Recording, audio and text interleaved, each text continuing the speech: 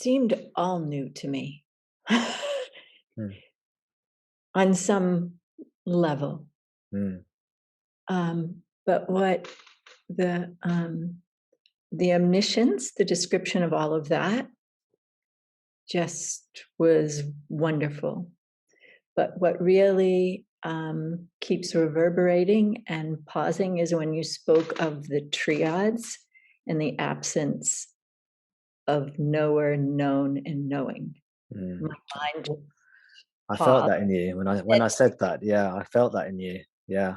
And I think it paused. I don't know what you said after that. I just sort of It's when I rest. said knowing, when I said there's no knowing, you kind of Yeah.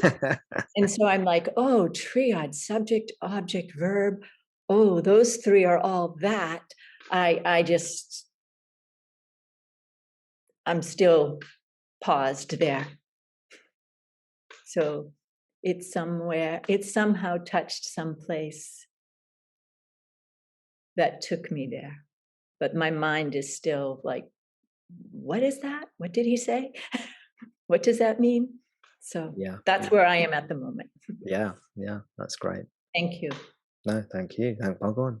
This is why Mhm. I say these teachings are wonderful teachings and they're rare. Mm. You know, even on an intellectual level, these teachings are rare. They're not common.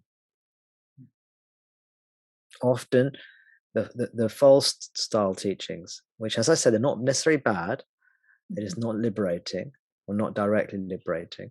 They cling to one of these three triads or one of these two dyads. Mm.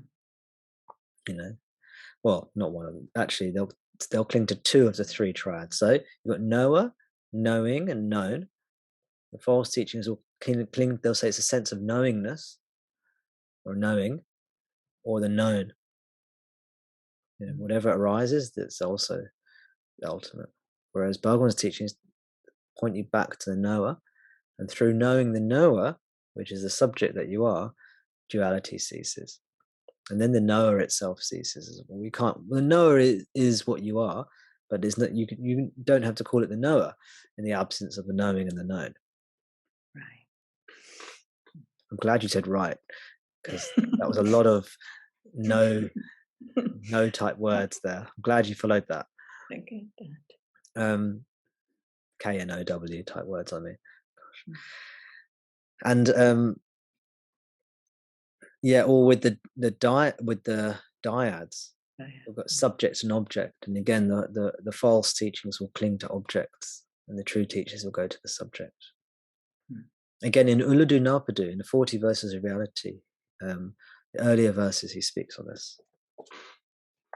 Let me see if I can find a verse that talks about this. Oh yes, verse 9.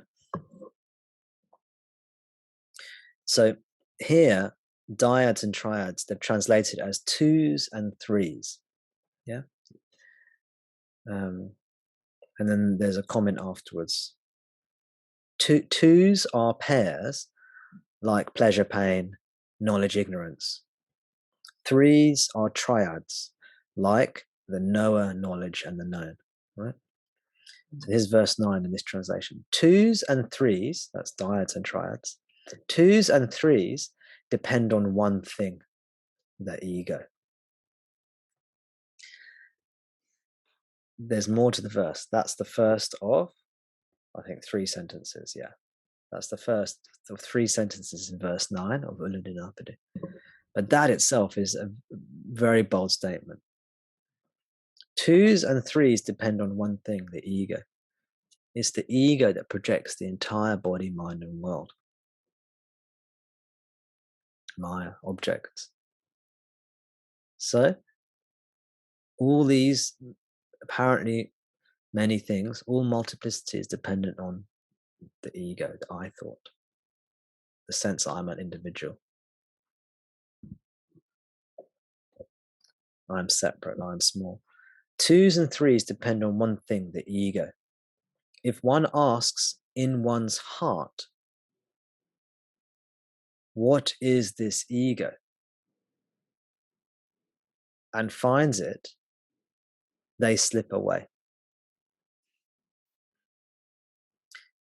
This is rather cryptic. If one asks in one's heart, this means, what's the heart? The reality. And the reality is no thoughts, right? This is the reality which is devoid of thought.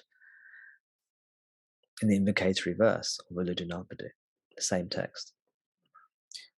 If one asks in one's heart, so it's not a verbal question, it's if one goes to one's heart and asks, what is this ego? You look for individuality. You look for who I am. Who am I? What am I?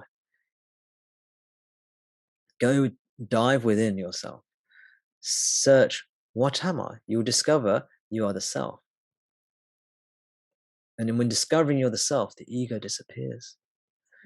And then he says, they slip away.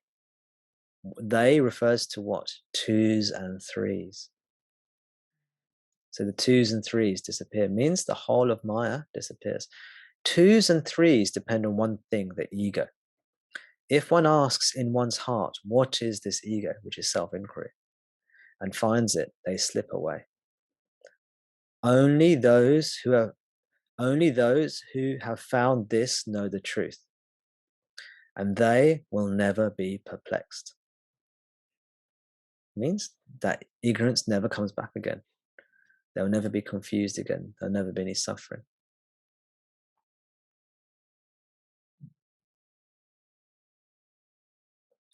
Only those who have found this know the truth.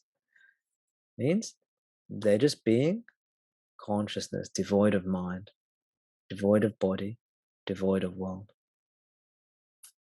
Devoid of mind, devoid of body, devoid of world.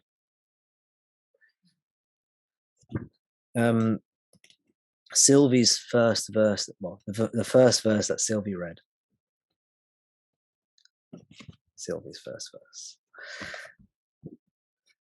The invocation to self-inquiry. Is there any way of adoring the Supreme which is all except by abiding firmly as that? The next, that's the invocation. Then there's the rest of the text of self-inquiry in this version is a question and answer version.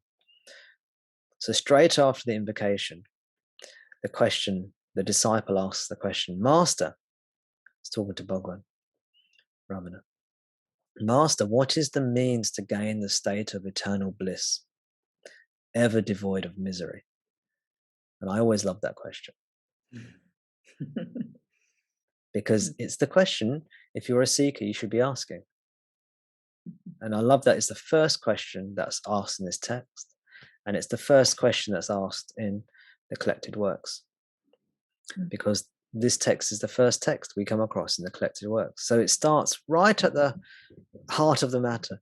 Master, what is the means to gain the state of eternal bliss, ever devoid of misery? Right? It's not saying, how can I raise my Kundalini Shakti? How can I? It's not even saying, how can I realize the self? Which both Kundalini Shakti and self are technical terms. He's saying, how can I be happy forever without misery? That's what the question is saying, which is actually what we're looking for. You know, we don't really care about the self. We don't really care about Kundalini. We don't really care about liberation. We just want to be happy forever. So the questioner says, what is the means to gain the state of eternal bliss, eternal happiness, ever devoid of misery, with no unhappiness? Bhagwan's answer. Apart from the statement in the Vedas that wherever there is a body, there is misery, this is also the direct experience of all people. Therefore, one should inquire into one's true nature, which is ever bodiless, and one should remain as such. This is the means to gaining that state. So he's saying what you truly are is without a body, it's bodiless. The Vedas say whenever there's a body, there's misery, there's suffering. Right? This is the Vedas. The Vedas are sacred scriptures. They tell us the truth. So Bhagwan in this first answer has referenced them. The Vedas say wherever there is a body, there is misery. And then he says, this is also the direct experience of all people. That whenever there's a body that you're miserable, how can he say this is the direct experience of all people? Because what's he referring to? I think he's referring to deep sleep. When you experience not having a body, you experience no misery, just bliss. Therefore, one should inquire into one's true nature, which is ever bodiless. You're not the body, and you don't have a body, and there is no body. And one should remain as such. It means you don't come out. It's not that Tom goes into this state and then comes out later on, resurfaces, and then says, "Oh, I've discovered something." Yeah, no, you just stay as that. You never come back out again. You never resume the body and come back and say, "Hey, I've discovered something." No, you stay as the self. You stay there. One should inquire into one's true nature, which is ever bodiless, and one should remain as such. This is the means to gaining that state of eternal bliss, ever devoid of misery.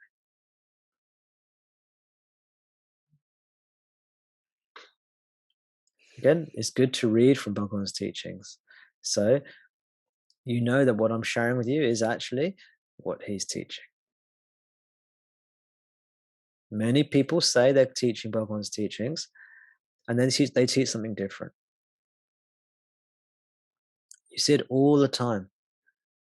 People say, "No, I'm going to teach you how to do self-inquiry as Bhagavan Ramana has taught it," and then they teach something completely different.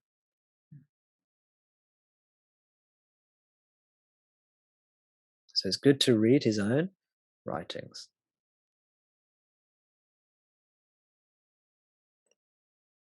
And realize that the teachings that are being shared here are the same as what he's taught.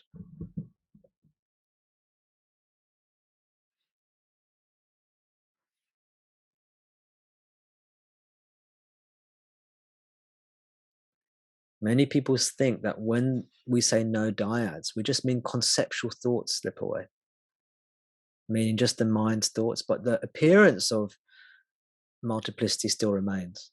The appearance of everything still remains, but Bhagavan makes it very clear they all slip away, meaning the appearance isn't there either. Your nature is bodiless, you're pure spirit, pure consciousness. I like that phrase, slip away. Yeah. Yeah, it is. Yeah. Thank you. Thank you, Karen. Mm. Mm.